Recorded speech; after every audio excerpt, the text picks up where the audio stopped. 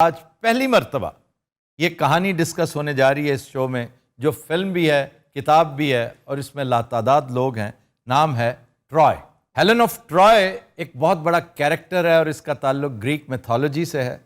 اس کا تعلق ایک بہت بڑے شعراء آفاق شاعر ہومر سے ہے، جس کی یہ تخلیق ہے، جس کی یہ اختراع ہے۔ بعض لوگ لبرٹی لیتے ہوئے ہومر کو گریکس کا وارث شاہ بھی کہتے ہیں، اور میں سمجھتا ہوں یہ بہت بڑا کمپلیمنٹ وارث شاہ کے لیے ہے، کیونکہ ہومر اتنا بڑا نام ہے کہ شیکسپیئر بھی ہومر بننے کی خواہش رکھتا تھا۔ ہومر کو یورپ کا پہلا شاعر کہا جاتا ہے۔ کم لوگ جانتے ہیں کہ ہومر دنیا کا نہ صرف پہلا بلکہ عظیم ترین 10 شاعروں کا سرخیل بھی تھا، اور وہ نابینا تھا۔ ذرا کہانی کے بارے میں حسنین صاحب بتائیے۔ سر، یہ یونان کی کہانی ہے۔ یونان کی مختلف ریاستیں جو آپس میں برسر پیکار رہتی تھیں، ٹھیک۔ تو ٹرائے کی ریاست، جنہوں نے بہت بڑا قلعہ بنا رکھا تھا، اس کے 2 شہزادے اسپارٹا آتے ہیں، اور اسپارٹا کے اندر ایک میٹنگ ہوتی ہے کہ جی آج کے بعد ہم جنگ نہیں کریں گے۔ جنگ بندی کے حوالے سے ایک صلح نامہ تحریر کیا جا رہا ہے، جس کے اوپر سگنیچر کرنے 2 شہزادے ٹرائے سے جاتے ہیں، جن میں سے ایک شہزادہ پیرس ہے۔ وہ بڑا دل پھینک ہے۔ پیرس کو دیکھتے ہی ہمارے ذہن میں بہت سارے سیاسی کردار ہمارے ملک کے آتے ہیں کہ وہ جہاں حسن و جمال دیکھتے ہیں پھسل جاتے ہیں۔ ہیلن کے بارے میں ہومر لکھ چکا ہے کہ بلا خوف تردید، اور اس پہ زور دینے کے لیے وہ کہتا ہے کہ اس کی گواہی میں نے دیوتاؤں سے لے لی ہے کہ وہ دنیا کی حسین ترین عورت ہے۔ اور واقعی ہیلن نہ صرف حسین ترین تھی، اس کو حسین ترین قرار دینے میں ادیبوں نے بڑا رول پلے کیا، جس میں کرسٹوفر مارلو پیش تھا۔ اور سر کیریکٹر وائز ہیلن نے جو کچھ کیا، وہ اگر تو آپ ہیومن فریڈم کو دیکھیں تو she made her decision, she wanted to escape. جی، کیونکہ اس کا جو شوہر تھا مینیلاؤس، وہ باقاعدہ بد کردار انسان تھا، جی، اور اس کے ساتھ ہیلن کا کوئی میچ نہیں تھا۔ کمبینیشن، کوئی میچ بنتا نہیں تھا۔ تو میں ذاتی طور پر پیرس کے خلاف ہوں، کیونکہ پیرس کی اس عاشقی نے، اگر دیکھا جائے تو ہیلن نے اپنی جان بچانے کے لیے، وہ عشق کے ہاتھوں مجبور نہیں تھی، وہ اپنی زندگی کو پرسکون کرنے کے لیے ایک راکشس کے چنگل سے رہا ہوئی۔ لیکن یہ شخص خالص ہیڈونزم کا آئیکن تھا، تعیش، عشق، محبت۔ تو اس جذبے سے سرشار اس نے ہیلن کو دیکھا، اس کے ساتھ راہ و رسم ڈیولپ کیا، محبت ڈیولپ کی، اسے بتایا کہ میں تمہارے عشق میں مبتلا ہو چکا ہوں، چونکہ تم بہت حسین ہو۔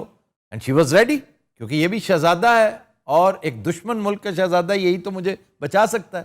اس کو بڑے ڈرامائی طریقے سے یہ میتھ یہ بتاتی ہے کہ جہاز کا ایک ہوتا ہے عرشہ، جی، ایک اس کا بالکل اپوزٹ ہوتا ہے نیچے تہ خانہ، جہاں کارگو کا استعمال ہوتا ہے۔ تو وہ تہ خانے میں چھپا کے ہیلن کو لے گیا۔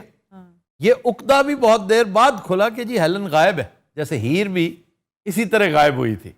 اگر آپ دیکھیں اس کہانی کو بھی تو بڑے پراسرار حالات میں، جیسے رانجھا ہیر کو بھگا کے لے جاتا ہے، پیرس ہیلن کو بھگا کے لے جاتی ہے۔ اگر میں وارث شاہ اور اس میں کچھ مماثلت ڈھونڈتا ہوں نا، تو وہ یہ بیسک انفراسٹرکچر کہانی کا ویسا کا ویسا ہے، اور اس سے جو تباہی آئی، پیرس کو اگر پتا ہوتا کہ اس کی قیمت اسے بھائی کے خون کے ساتھ ادا کرنی پڑے گی۔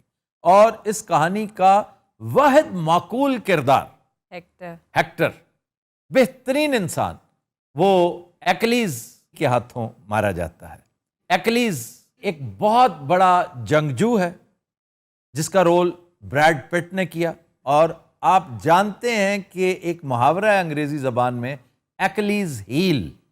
اس کا کیا مطلب ہے؟ Weakness, vulnerability. یہ اس کی ایکلیز ہیل ہے۔ جی، اس وقت پاکستان کی ایکلیز ہیل اکانومی ہے۔ ویسے تو لاتعداد ہیں، لیکن سچ پوچھیں تو economy is virtually our Achilles heel. God forbid ہمارا حشر وہی ہو جو ایکلیز کا ہوا تھا۔ کہانی کو ہم مزید ڈسکس کریں گے۔ ہم ڈائریکٹر کی طرف آتے ہیں۔ آپ ہیں ولف گینگ پیٹرسن، بہترین ڈائریکشن ہے ان کی، بہت شاندار کام انہوں نے کیا۔ ایک واحد کمزوری ان کی جو نظر آئی وہ تھی ڈیجیٹل ایکٹرز، ڈیجیٹل کیریکٹرائزیشن اور وی ایف ایکس. وہ کمزور تھے کہ وارز میں پتہ چلتا تھا کہ وہ ان کے فوجی یوں کر کے اچھلتے جا رہے ہیں. تو اس لیے یہ واحد ریزن میں سمجھتا ہوں ہو سکتی ہے کہ نامینیشن نہیں آئی فار دا آسکر. حالانکہ باکس آفس پہ 200 ملین سے زیادہ کمایا اس نے. یہ پروفٹ ہے. بڑی باکمال فلم تھی، بہت اچھی ہو سکتی تھی.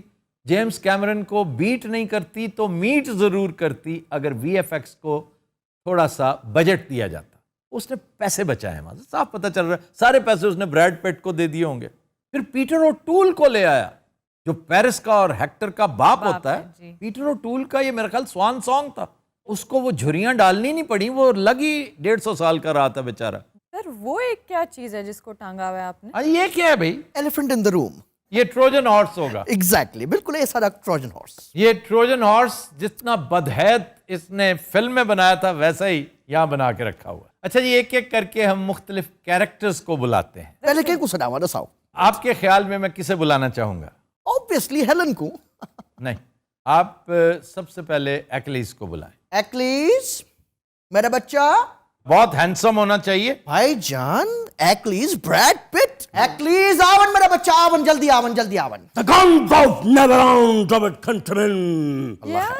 کانٹیکٹ کر لو نمانو. بھائی ایکلیز کو بھیجو. میں باندر ہوں. یہ ایکلیز، یہ سارا ایکلیز. ہوں کون آوے؟ وہ یہ ہے نا جو جی اس نے کیا رول پلے کیا؟ او والد صاحب دا رول ادا کر. پیٹر اوٹول کا. پیٹر اوٹول. ٹرائے کا کنگ پریم. یس آونیو آونیو آونیو. او واہ واہ واہ واہ. او یار بھائی جی اولاد ہی بھیڑی نہیں کرائی مان نال. کیا سوچ کر آپ نے اس کو دے دیا پیٹر اوٹول کا؟ کی مطلب اس کو دے دیا ہے؟ اور کوئی بندہ ہے تواڈے کول؟ ہاں، اگر وہ بریڈ پٹ بن سکتا ہے تم پیٹر اوٹول کیوں نہیں بن سکتے؟ اے ساڈی فلم وچ ہاں، یہ تمہارا جانی دشمن، تمہارے بیٹے کا قاتل. اور تو میرے پتر نو قتل کیتا سی. مینوں بھی تے تیرے پتر نے قتل کیتا سی. دوسرے بیٹے نے، پیرس نے، جو ہیلن کو بھگا کے لے جاتا ہے، بعد میں تھوڑی سی غیرت کھاتا ہے وہ، کیونکہ اس کے تمام کام بے غیرتی پر مبنی ہوتے ہیں. لیکن جب دیکھتا ہے نا کہ بھائی کو قتل کر ڈالا ہے، انفیکٹ وہ جنگ ایک طرح سے جیت چکے ہوتے ہیں. یہ جنگ نصابی طور پہ اگر دیکھا جائے تو اسپارٹنز جیت جاتے ہیں. جب ایکلیز آ کے مار دیتا ہے ہیکٹر کو، لیکن قلعہ بالا حصار تھا، بہت تگڑا قلعہ تھا، اس کو بریک نہیں کر سکتے وہ، تو بڑی دیر رہتے ہیں. تو اس نے تو ایک عجیب و غریب بات کی ہے ہومر نے. اس دور میں مبالغہ بھی اسی طرح ہوتا تھا کہ 10 سال تک محاصرہ رہا ہے. رہ سکتا ہے، مطلب ہے کہ بہت زیادہ رہا ہوگا، اس نے ایگزیجریٹ کر کے شاعرانہ اس نے لبرٹی لے لی ہوگی. لیکن یہ بات طے ہے کہ وہ چونکہ قلعہ نہیں توڑ سکے، وہ ایک طرح سے اپنے طور پہ جنگ جیت کر وہ واپس چلے گئے.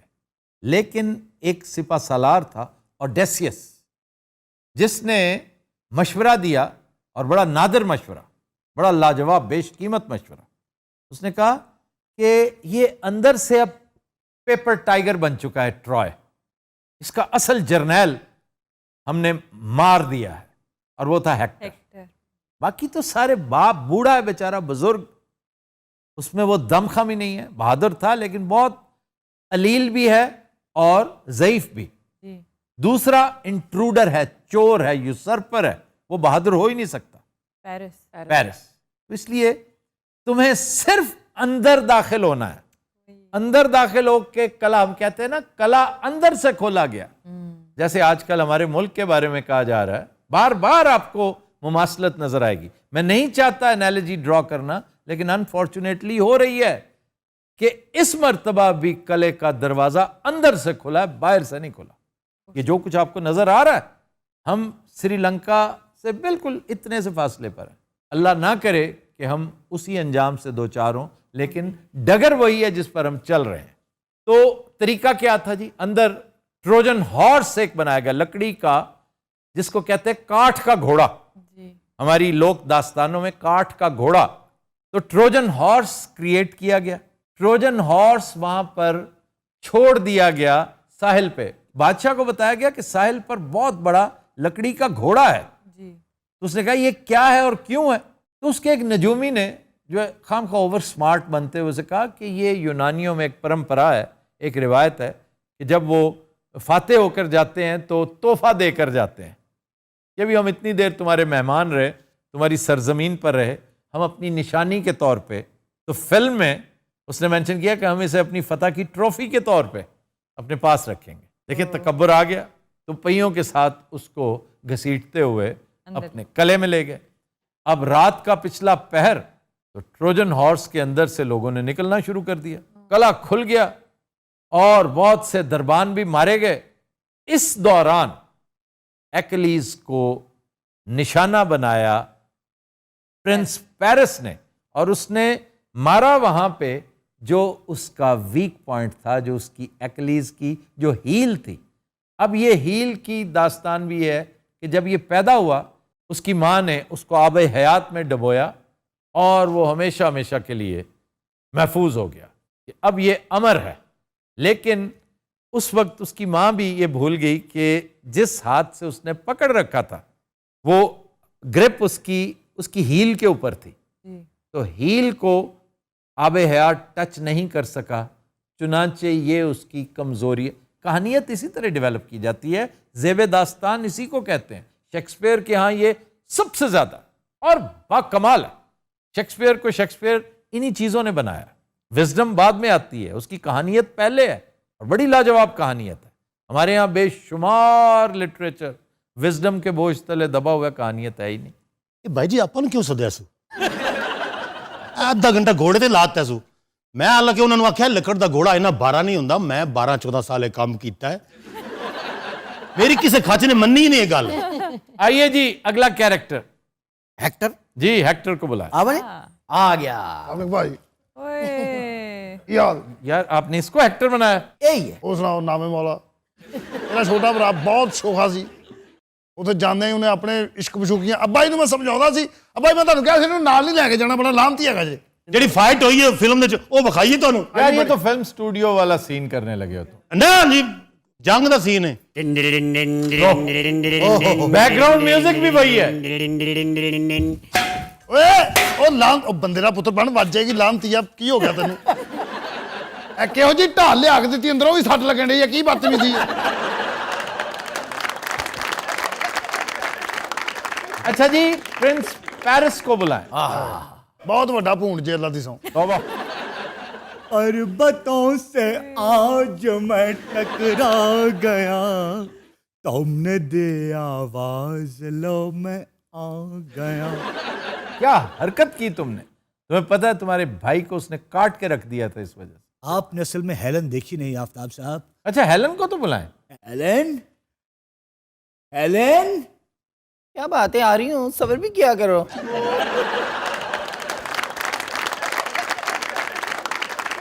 इसके लिए तुमने इतनी जंग करवा दी इस औरत के लिए? आपको क्या पता? तू मुझे कबूल मैं तुझे कबूल, इस बात का गवाह खुदा। तड़धम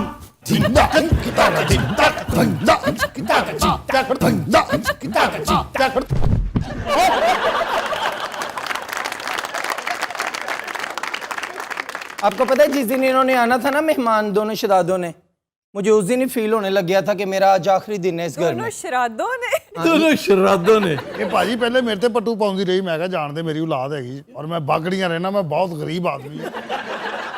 ਉਹ ਪਰਲਾ ਜਿਹੜਾ ਮੇਰਾ ਭਰਾ ਖੁਸਰਾ ਜਿਹਾ, ਅੱਬੇ ਨੇ ਇਹਨੂੰ ਪਾਲਿਆ ਸਿਰਾਂ ਤੇ, ਇਹਨੇ ਚੜਾਇਆ। ਅੱਬਾ ਮੈਂ ਤੈਨੂੰ ਕਹਿੰਦਾ ਸ਼ੁਰੂ ਤੇ ਕੰਨਾਂ ਤੇ ਲਾ ਦੋ। आराम से बैठो। ਤੁਹਾਨੂੰ ਪਤਾ ਸਾਡੇ ਵਾਲੀ ਹੈਲਨ ਗੰਜੀ ਹੈ, इसका शौहर किधर है जिससे चुरा के ये लेके आया था? ਉਹ ਬਾਹਰ ਖਲੋਤਾ ਕਿਸੇ ਖਾਨ ਸਾਹਿਬ ਨੂੰ ਜੁਗਤਾਂ ਕਰ ਰਿਹਾ ਹੋਏਗਾ। क्यों? ਉਹ ਢਾੜੀ ਹੈ। अच्छा उसको ना बुलाना, मैं उसकी शक्ल देखना पसंद नहीं करती। मैंने अब इसके साथ जिंदगी सफल करनी है अपनी सारी। तू मुझे कबूल मैं तुझे कबूल, इस बात का गवाह खुदा। ਉਹਦਾ हाँ जी आप कौन है? ये उनका घर वाला है। ਆਉਂਦਾ ਆਉਂਦਾ ਮੇਰਾ ਲਈ अच्छा तुम वो ਜੀ ਮੈਂ ਉਹਦਾ ਖਾਵੰਦ ਹਾਂ ਜੀ ਬੂਹੇ ਬਾਰੀਆਂ ਦੇ ਨਾਲੇ ਕੰਧਾ ਟੱਪ ਕੇ ਉੱਥੇ ਜੰਗ ਵਾਲਾ ਕਿਸ ਗੱਲ ਤੋਂ ਹੋਈ ਹੈ किस बात ਇਹਦੀ ਫਿਕਰੀਅਤ ਹੋਈ ਹੈ ये रिपीटर तुमने क्या डाला मेरे साथ ही तो मैं कल देखो रिपीटर और रिपीटर कौन है इस पूरी कहानी का खालिक होमर आपने तो मिलाया ही नहीं उससे उनको मैं लेके आता हूँ, वो असल में अंधे भी हैं ना। आ जाइए उमर। अरे नौजवान आराम से ले जाओ। अस्सलाम वालेकुम। बैठ जाइए। आप सब बैठ जाइए, बैठ जाइए। चलिए योगा करते हैं। ਇਹਨੇ ਸਾਨੂੰ ਕਿਸੇ ਯੋਗਾ ਨਹੀਂ ਛੱਡਿਆ ਇਹ ਹੋਮਰ ਹੈ ਜਾਂ ਬਾਬਾ ਰਾਮਦੇਵ ਹੈ अच्छा भाई सब सांस लीजिए, गहरा सांस लीजिए। अच्छा जैसे मैं करूंगा मेरे पीछे पीछे वैसे करना है, ठीक है?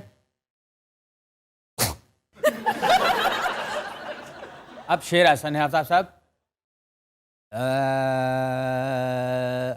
ਸ਼ੇਰ ਆਸਨ ਕੇ ਕੁੱਤਾ ਆਸਨ ਹੈ ਕਰੋ ਜੋ ਬਾਬਾ ਜੀ ਹੱਥੇ ਪੈਣੇ ਤੁਹਾਨੂੰ ਪਤਾ ਹੈ ਜੰਗ ਦੇ ਦੌਰਾਨ ਅਸੀਂ ਇਹੀ ਆਸਨ ਕੀਤਾ ਲੜਾਈ ਇੱਥੋਂ ਸ਼ੁਰੂ ਹੋਈ ਸੀ जैसे मैं करूंगा वैसे कीजिए। ਇਹ ਕੀ ਹੈ ਅੱਲਾ ਦੀ ਸੌਂ ਯਾਰ ਇਹ ਕਿੰਨੇ ਕਿਹਾ ਸੀ ਟਰਾਈ ਫਿਲਮ ਰੱਖੋ अब सब ने एक साथ यूं करना है। अच्छा अब आप सब अपने इस नुथने को दबाएं। ਇਹ ਬਾਈ ਜੀ ਨੁੱਥਣਾ ਕੀ ਹੁੰਦਾ ਹੈ ਮੇਰਾ ਤਾਂ ਹੈ ਹੀ ਨਹੀਂ ਨੁੱਥਣਾ ਭਾਈ ਇਹਨੂੰ ਕਹਿੰਦੇ ਆ ਨੁੱਥਣਾ यहाँ पे ਹਾਂ ਨਹੀਂ ਰੱਖ ਕੇ ਹਾਂ ਬਾਬਾ ਜੀ ਕਰਨਾ ਕੀ ਹੈ खारिज कीजिए। ਹੈਂ ਨਹੀਂ ਰਿਹਾ ਜਦੋਂ ਹੋਣ ਹੀ ਨਹੀਂ ਡਈ ਤਾਂ ਕਿੱਥੋਂ ਕਰੀਏ